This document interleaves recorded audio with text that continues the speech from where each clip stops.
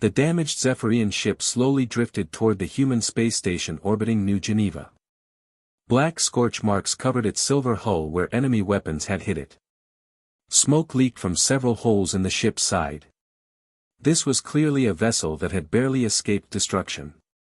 Inside the ship, Ambassador Veltar sat quietly in his chair, his blue scales dulled with worry. His large silver eyes stared at the small data cylinder in his hands. This tiny device contained everything his people needed the humans to know. It held their last hope for survival. As the ship docked with a loud clang, Veltar stood up on shaky legs. His people had always been peaceful. They built beautiful cities, created amazing art, and spent their time learning about the universe. War was something they read about in history books, not something they lived through. But that had all changed when the Krax Empire arrived. Captain Mike Torres waited at the docking bay doors. He was a tall man with kind eyes and graying hair at his temples.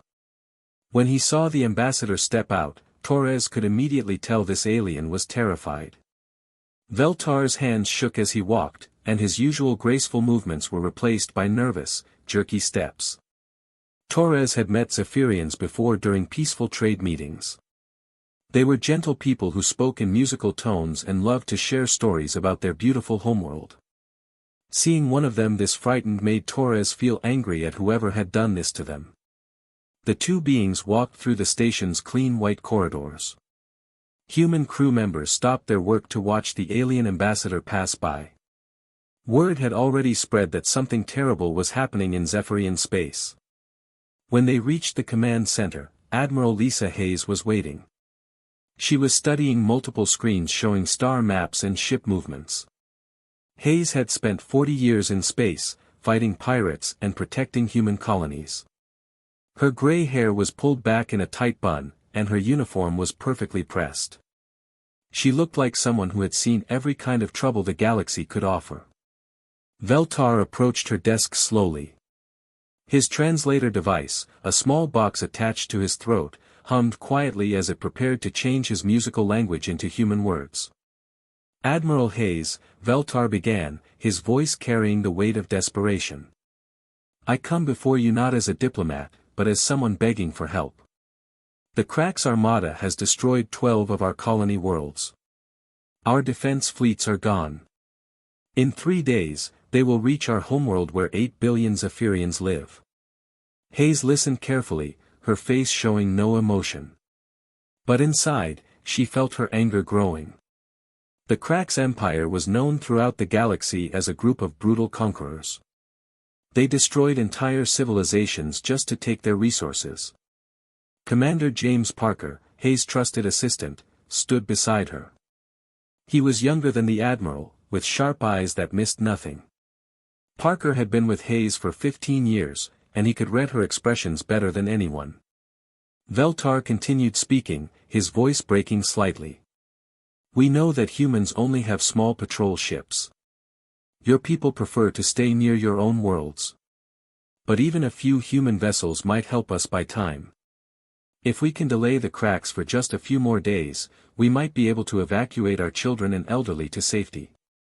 The ambassador's silver eyes filled with tears. I have no right to ask this of humanity. Our species barely know each other. We have only traded goods and shared scientific knowledge. But you are our last hope. Every other species we contacted either cannot help or is too afraid of the Krax to try.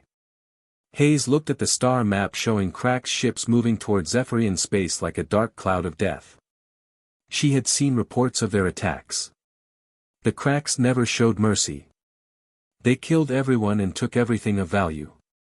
Parker leaned closer to Hayes and whispered, Admiral, should I send the activation codes? Hayes gave him a small nod.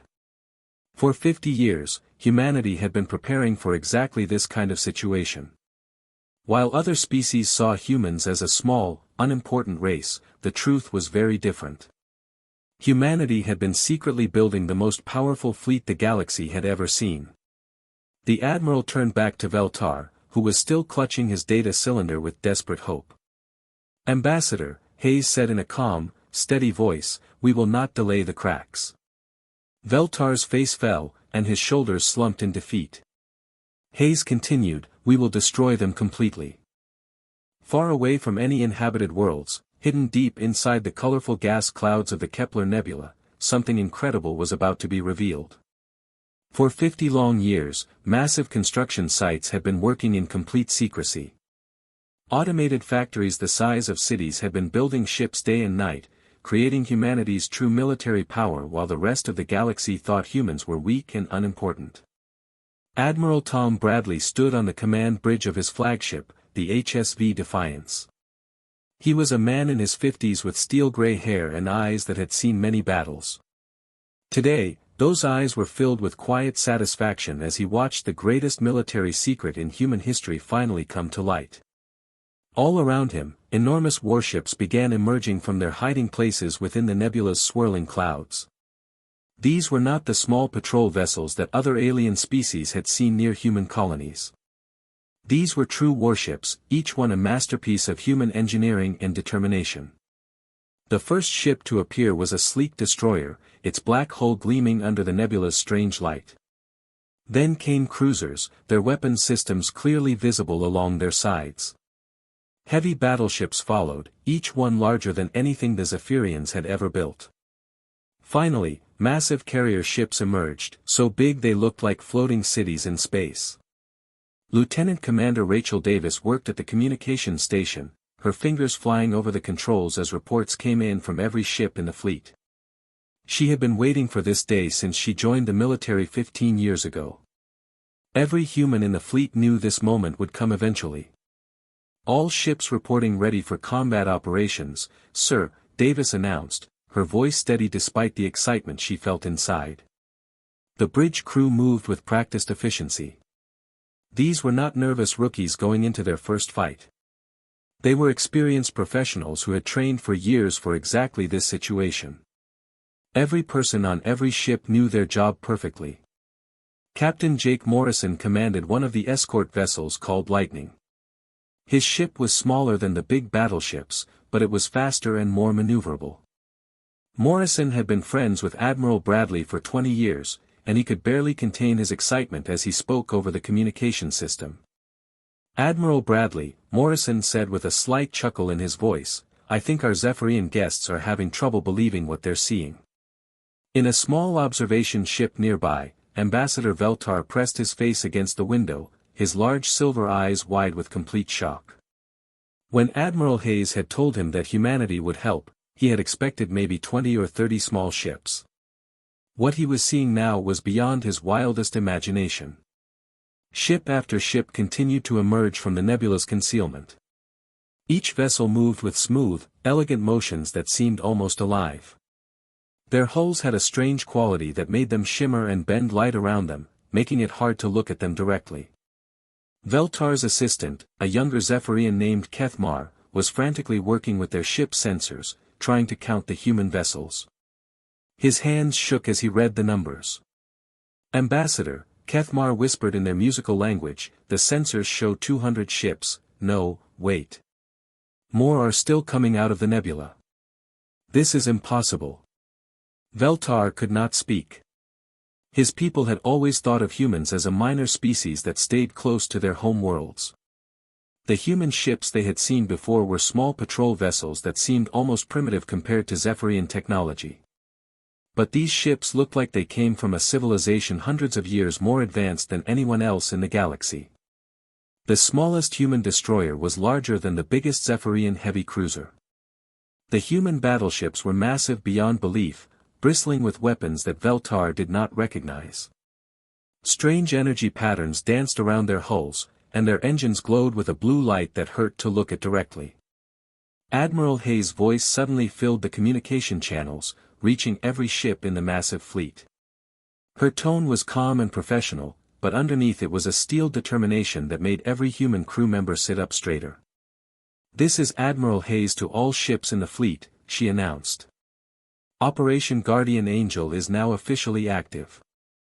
We have waited 50 years for this moment. Today, we show the galaxy that humanity will not allow the strong to prey upon the weak. All ships prepare for quantum fold jump."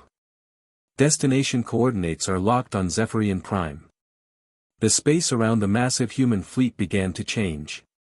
Reality itself seemed to bend and twist as each ship activated its quantum fold drive system. These were engines that could move ships across vast distances in the blink of an eye, technology that no other species in the galaxy possessed. One by one, the human warships disappeared in brilliant flashes of blue light, leaving empty space where moments before the greatest fleet in galactic history had been assembled. They were heading toward Zephyrian space, where the Krax Empire was about to learn that humanity was far from being a minor power. The age of human secrets was over. The age of human protection had begun. War Admiral Thekmol sat in his massive command chair like an ancient king on his throne. The Krax leader was enormous, even by his species standards, standing nearly 9 feet tall when upright. His thick, armored skin was dark green, and sharp spikes ran along his arms and back. 2 large mandibles jutted out from his jaw, clicking together whenever he was pleased or amused. Today, he was very pleased indeed.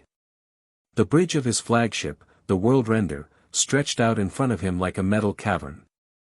Hundreds of Krax warriors worked at weapon stations and tactical displays, preparing for what they all believed would be another easy victory. The ship itself was a monster of destruction, nearly 2 miles long and bristling with enough firepower to destroy entire cities. Thekmol looked at the displays showing his armada spreading through space. 800 massive dreadnoughts moved in perfect formation, each one a floating fortress of death. Behind them came thousands of smaller ships filled with troops ready to invade and conquer. This was the largest fleet the Krax Empire had ever assembled, and Thekmol planned to use it to crush the Zephyrians completely. The Krax had been conquering worlds for over 300 years. They were a species born for war, raised from childhood to fight and kill. Every Krax warrior dreamed of dying gloriously in battle, and they showed no mercy to anyone who stood in their way. Entire civilizations had tried to resist them and failed. Sub-Commander Vraktel, Thekmol's tactical officer, suddenly looked up from his station with confusion on his scarred face. The young warrior had never seen anything that worried him before, but now his voice carried a note of uncertainty. "War Admiral," Vraktel announced, "our long-range sensors are detecting an approaching fleet. According to our database, the ships are of human origin." Thekmol's mandibles clicked together in amusement. He had heard of humans before, of course. They were one of the newer species in the galaxy, barely worth noticing. The few times Krax scouts had encountered human patrol ships, the small vessels had quickly run away rather than fight. Humans. Thekmol laughed, the sound echoing through the bridge like metal being torn apart. Those weak mammals from that tiny blue planet. What could they possibly want here? Perhaps they think they can negotiate with the mighty Krax Empire. The other warriors on the bridge joined in their leader's laughter. The idea of humans challenging the Krax was like ants trying to fight a landslide. It was not just impossible, it was ridiculous. Vraktel checked his sensors again, his expression growing more puzzled. "Sir, the sensor readings indicate approximately 200 human vessels approaching our position." This made Thekmol laugh even harder. He slammed one massive fist on the arm of his chair, causing a loud bang that silenced the bridge crew. 200 ships, he roared with delight. "We have 800 dreadnoughts, each one capable of destroying 10 enemy vessels. Signal all ships in the fleet, we will crush these insects as a warm-up exercise before we finish off the Zephyrians. This will be good practice for our younger warriors." But as the minutes passed, something strange began happening. The human fleet emerged from hyperspace at the edge of the star system, and immediately Thekmol's amusement started to fade. His sensor operators began reporting readings that made no sense. Vraktel's voice cracked slightly as he spoke, something that had never happened before in all his years of service. "War Admiral, there is something wrong with our sensors. The human ships are not reading correctly. Their energy signatures are beyond anything in our database." Another officer called out from across the bridge, his voice filled with confusion. "Sir, their hull composition is completely unknown. Our computers cannot identify what materials they are made from. Thekmol leaned forward in his chair, his amusement completely gone now.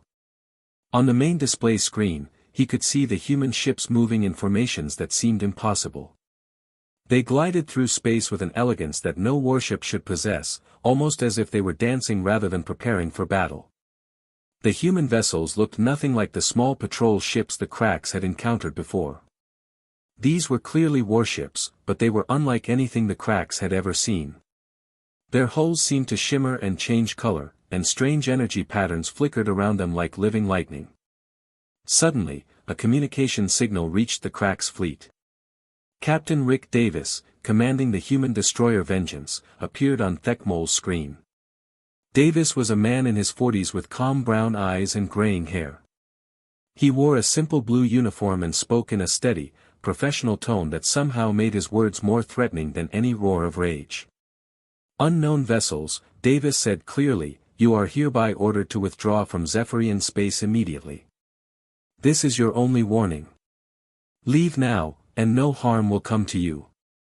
The bridge of the Worldrender fell completely silent. No one had ever spoken to War Admiral Thekmol like that and lived. No species in the galaxy had ever ordered the cracks to retreat. The very idea was so shocking that for a moment, no one knew how to react. Then Thekmol's rage exploded like a volcano. He leaped to his feet, his massive form towering over his command chair, and let out a roar that could be heard throughout the entire ship. "Insolent mammals," he screamed, spittle flying from his mandibles. "How dare you give orders to the Cracks Empire? All ships, assume attack formation immediately. Show these pathetic creatures the price of defying our might." The die was cast. The Cracks Empire, which had never known defeat, was about to discover what happened when predators met protectors. The space between the two fleets suddenly erupted in brilliant light as hundreds of Cracks weapons fired at once. Massive plasma cannons sent streams of superheated energy racing toward the human ships at incredible speeds. The barrage was so intense it looked like deadly fireworks exploding across the darkness of space. War Admiral Thekmol watched from his command chair with savage satisfaction. This was how every battle began, with overwhelming Cracks firepower that turned enemy ships into floating scrap metal within seconds. He had used this same tactic to destroy dozens of species over the centuries. But something impossible happened. The human ships simply vanished. One moment they were there, clearly visible on every sensor and screen. The next moment, the deadly plasma beams passed through empty space where the human fleet had been standing. It was as if the human ships had become ghosts, unable to be touched by physical weapons. Admiral Lisa Hayes stood calmly on the bridge of her flagship, the Defiance, watching the Cracks attack pass harmlessly through her fleet. Around her, the crew worked with quiet efficiency, their hands moving over controls that managed technology the Cracks could not even imagine. "Quantum displacement fields are holding steady," reported Lieutenant Commander Patricia Wong from her station. "All ships have successfully phased through the enemy barrage." Hayes nodded with satisfaction. Humanity had spent 50 years developing weapons and defenses that could protect the innocent from predators like the Cracks. Today, all that secret research would finally be put to use. "All ships," Hayes announced over the fleet communication system, "weapons are now free to engage. Show these bullies what happens when they threaten peaceful people." What followed was unlike any space battle in galactic history. The human ships moved through space like graceful dancers, each vessel working in perfect harmony with the others. Their hulls shimmered and changed as adaptive armor automatically adjusted to counter whatever weapons the Cracks threw at them. Captain Jake Morrison commanded the destroyer Lightning, one of the smaller ships in the human fleet. He watched his tactical display as Cracks destroyers tried to surround his vessel, thinking they could overwhelm one isolated human ship. "Let's show them how wrong they are," Morrison said to his crew with a confident smile. The Lightning dove straight into the middle of the Cracks formation, moving so fast and smoothly that the enemy ships could barely track it. As it flew, particle beam weapons emerged from hidden ports along its hull. But these were not ordinary weapons, they were smart weapons that learned and adapted with every shot. The first beam that hit a Krax destroyer analyzed the enemy ship's armor and shields in a split second. The second beam automatically adjusted its frequency to penetrate those defenses more effectively. By the third shot, the Krax ship's shields were completely useless. Meanwhile, aboard the small Zephyrian observer ship, Ambassador Veltar watched the battle with his mouth hanging open in complete shock. He had seen space battles before, but nothing like this. A single human cruiser, commanded by Captain Beth Collins, was systematically destroying 3 massive Krax dreadnoughts all by itself. The human weapons seemed to think for themselves, finding weak spots in enemy armor and exploiting them with surgical precision. Collins' ship danced around the much larger Krax vessels, avoiding their clumsy attacks while delivering devastating counterstrikes. "How is this possible?" whispered Veltar's assistant, Kethmar. "Those Krax dreadnoughts are 10 times larger than that human cruiser." Back on the Krax flagship, Subcommander Vraktel stared at his tactical displays in horror. The readings showed something that had never happened in Krax military history: they were losing. Badly. "War Admiral," Vraktel said in a trembling voice, "their smallest ships are destroying our largest vessels. Our dreadnoughts are falling like trees in a storm." Thekmol could not believe what he was hearing. The Krax Empire had never been defeated in battle. Their ships were the most powerful in the galaxy. Their warriors were the most fierce. Yet somehow, these humans were cutting through his armada like it was made of paper. High above the main battle, Lieutenant Colonel Mark Thompson led a squadron of human fighter craft toward the Krax flagship. These small, one-person ships moved with incredible speed and agility, working together like a flock of birds that shared a single mind. Thompson's voice crackled over the communication system as he addressed his pilots. "Remember, we're not here to destroy everything. We're here to protect the innocent. Let's show these bullies that their reign of terror is over." The human fighters swarmed around the massive world render like angry insects around a giant beast. But these insects had stings that could penetrate the thickest armor. Working in perfect coordination, they struck the Krax flagship again and again, each attack precisely targeted to disable weapon systems and engines rather than kill the crew. Within 2 hours of fighting, the legendary Krax armada was finished. Ships that had terrorized the galaxy for centuries now drifted through space as powerless hulks. Some Krax vessels tried to flee, their crews finally understanding that they had met an enemy they could not defeat. War Admiral Thekmol's own flagship limped away from the battle, its hull cracked open in 17 different places. The proud warrior who had never known defeat now sat slumped in his command chair, staring at the wreckage of his once mighty fleet. Commander Julie Martinez, captain of the human heavy cruiser Thunderbolt, opened a communication channel that reached every surviving Krax ship. Her voice was calm but carried a warning that echoed across the galaxy. "Attention Krax forces," Martinez announced. "Return to your empire and tell your leaders this message: humanity is now watching. The age of the strong preying upon the weak is over. Any species that threatens innocent people will answer to us." The greatest military force in galactic history had been defeated in a single afternoon by a species most aliens had considered harmless. The galaxy would never be the same again. The news traveled faster than any spaceship could fly. Within hours of the Krax defeat, communication networks across the galaxy buzzed with incredible reports that seemed too good to be true. On planets that had lived in terror for generations, alien families gathered around their communication devices, hardly daring to believe what they were hearing. The mighty Krax Empire, the unstoppable force that had crushed dozens of civilizations, had been completely defeated by humans. Not just defeated, utterly destroyed in a single battle that lasted only 2 hours. Species that had hidden in the shadows for centuries suddenly looked up at their night skies with something they had almost forgotten how to feel: hope. On the water world of Aquatica, the dolphin-like cetaceans swam in great circles of celebration. On the crystal planet Prism, the silicon-based crystallites rang like bells in harmony. Everywhere the Krax had threatened, people rejoiced at news of their defeat. But nowhere was the celebration more intense than on Harmony Prime, the neutral space station where the Galactic Council met. This massive structure, built in the empty space between star systems, served as the diplomatic heart of galactic civilization. Representatives from hundreds of different species gathered here to discuss trade, resolve disputes, and make decisions that affected billions of lives. Today, the Great Assembly Hall was packed beyond capacity. Every seat was filled, and many delegates stood along the walls, all wanting to hear directly from the humans who had accomplished the impossible.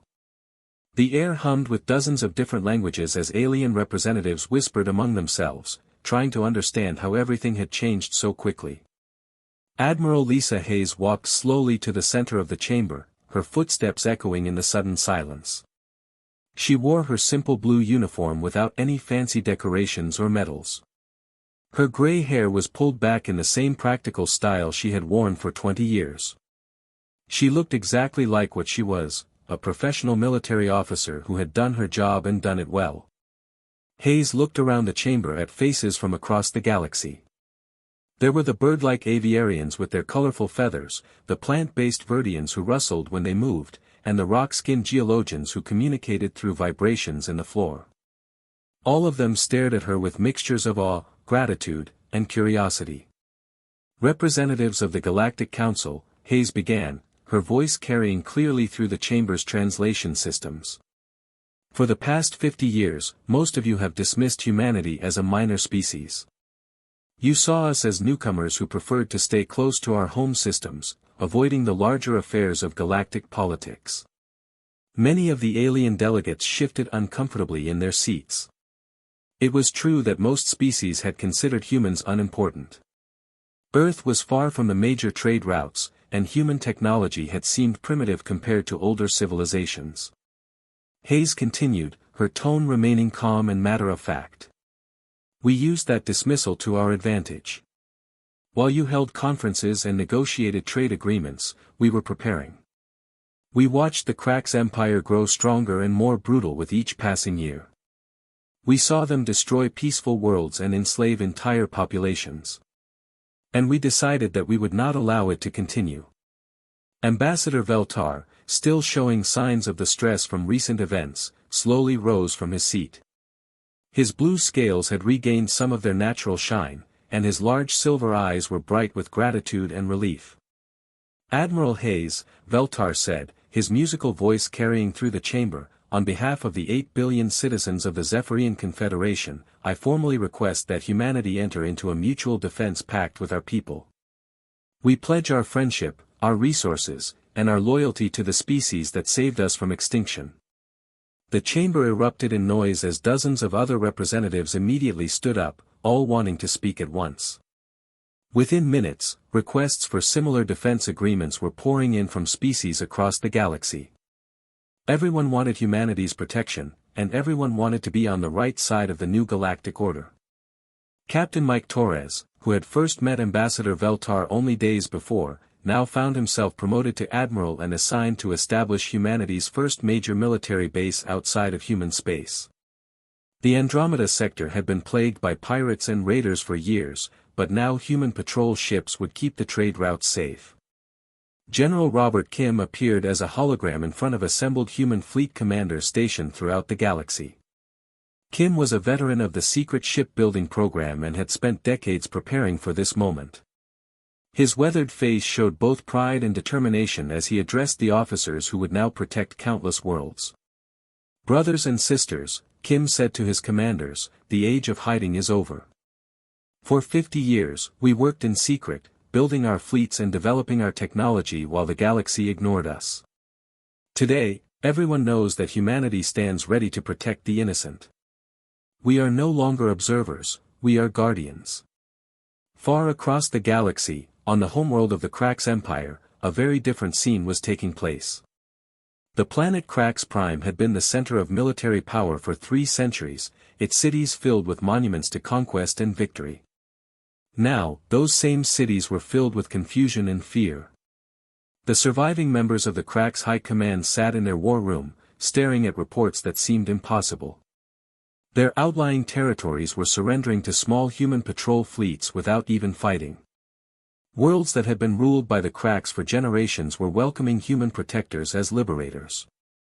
Subcommander Vraktel, one of the few officers to survive the battle at Zephyrian Prime, delivered report after report of defeat. "My lords," he said with a trembling voice, "the Empire is collapsing. 17 sectors have declared independence in the past week. Our remaining fleets are too damaged to fight, and our subject peoples are rising in rebellion. The empire that had terrorized the galaxy for centuries was crumbling in just a few weeks. Without their aura of invincibility, the cracks found that their brutally oppressed subjects had no loyalty to offer them." Meanwhile, Captain Rick Davis now commanded the new human starbase orbiting Zephyrian Prime. The massive station served both as a military headquarters and as a symbol of the new era. From his office window, Davis could see something that filled him with quiet satisfaction. In the station's observation deck, human children and young Zephyrians played together, laughing and sharing games despite coming from different worlds. Their parents, both human and alien, watched with smiles on their faces. This was what humanity had fought for, not conquest or glory, but the simple right of innocent people to live in peace. The strong protecting the weak had always been the human way. Now, it would be the galaxy's way too. The age of human isolation was truly over, and the age of humanity's guardianship had begun. Across 1,000 worlds, beings of every species looked up at the stars knowing that someone was watching over them, ready to defend them against those who would do them harm.